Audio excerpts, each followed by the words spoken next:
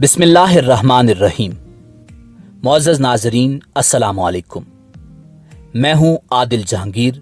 Welcome to info at Adil. सारो बातू साउची बे कौन थे? जंगों से क्यों भागते थे? सल्तनत उस्मानिया में उनका क्या किरदार था और साउची के बारे में तारीख क्या कहती है? यही हमारी आज की वीडियो का मौजू होगा। मगर आगे बढ़ने से पहले अगर आप हमारे चैनल पर नए हैं तो बराए मेहरबानी हमारे चैनल को सब्सक्राइब करते हुए साथ मौजूद घंटी का बटन दबाकर हमारी YouTube फैमिली का हिस्सा बन जाएं, ताकि हमारी हर आने वाली वीडियो बर वक्त आप तक पहुंच सके। नाजरीन, साउची बे अर्तुगरुल गाजी और हलीमा सुल्तान के गोंदोज अल्ब के बाद दूसरे बेटे थे। आप उस्मान गाजी के बड़े भाई थे। ड्रामा दिरिलीश अर्तुगरुल में दिखाया गया है कि अर्तुगरुल गाजी और हलीमा सुल्तान के 3 बेटे थे, मगर तारीख के कुछ हवालों के मुताबिक 4 बेटों का जिक्र भी मिलता है और कहा जाता है कि गोंदोज अल्ब और उस्मान गाजी के अलावा और 2 बेटे थे। तारीख में ये इख्तिलाफ 2 नामों की वजह से पैदा होता है, साउची बे और सारो बातू। कुछ तारीखदान सारो बातू और साउची बे को मिलाकर एक नाम बनाते हैं और हैरत की बात यह है कि सोगोत में अर्तुगरुल गाजी के मकबरे के पास 2 कब्रें हैं और इन कब्रों के एक कुतबे पर सारो बातू और दूसरी कब्र के कुतबे पर साउची बे तहरीर किया गया है और यकीनन एक ही शख्स की 2 कब्रें, वो भी एक साथ, नामुमकिन लगता है।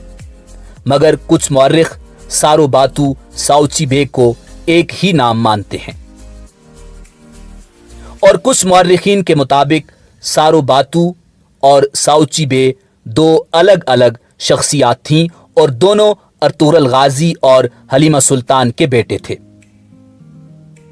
नाज़रीन, साउची बे की तारीख पैदाइश के बारे में कोई मुस्तनद मालूमात तो तारीख में मौजूद नहीं, मगर कहा जाता है कि साउची बे की पैदाइश का ज़माना 1199 से 1259 के दरमियान का था। बचपन से ही साउची बे का रुझान इल्म अदब और साइंस की तरफ ज्यादा था और साउची बे की राय थी कि एक रियासत तलवार इस्तेमाल करने के बजाय इल्म की वजह से ज्यादा तसल्लुत हासिल कर सकती है। इसीलिए आप ड्रामा अर्तुगरुल गाजी में भी देखते हैं कि साउची बे का ज्यादातर वक्त आर्तुक बे के साथ गुजरता है और उनके हाथ में तलवारों हथियार के बजाय किताब नजर आती है। मगर तारीख में कुछ वाकयात ऐसे भी मिलते हैं जिससे मालूम होता है कि साउची बे अर्तुगरुल गाजी के साथ कई जंगों में शामिल थे जो मंगोलों और बाज़ंतीनियों के साथ लड़ी गई थी।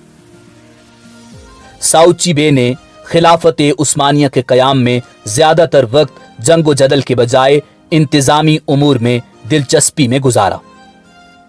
साउची बे बहुत ज़हीन डिप्लोमेट थे और अर्तुगरुल गाजी हमेशा बातचीत के लिए उन्हें अपने एलची की हैसियत से भेजते थे। साउची बे में लोगों से अपनी बात मनवाने और उनको कायल करने की सलाहियत मौजूद थी। साउची बे को किसी जंगजू की तरह लिबास पहनने में बिल्कुल दिलचस्पी नहीं थी और ना ही वो मैदान जंग में जाना पसंद करते थे।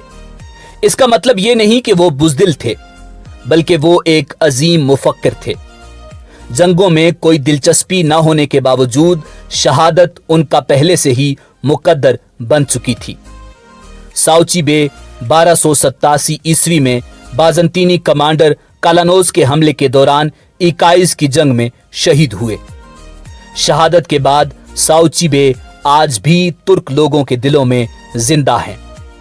साउची बे पर बेशुमार नज़में लिखी जा चुकी हैं। उनकी शहादत हर साल अगस्त के महीने में उनके मज़ार पर मनाई जाती है। इसी उम्मीद के साथ आपसे इजाज़त चाहेंगे कि आपको हमारी आज की वीडियो पसंद आई होगी और आपने हमारा चैनल सब्सक्राइब कर लिया होगा। मिलते हैं बहुत जल्द एक नई मालूमाती वीडियो के साथ। तब तक के लिए अल्लाह आपका हामी नासिर हो।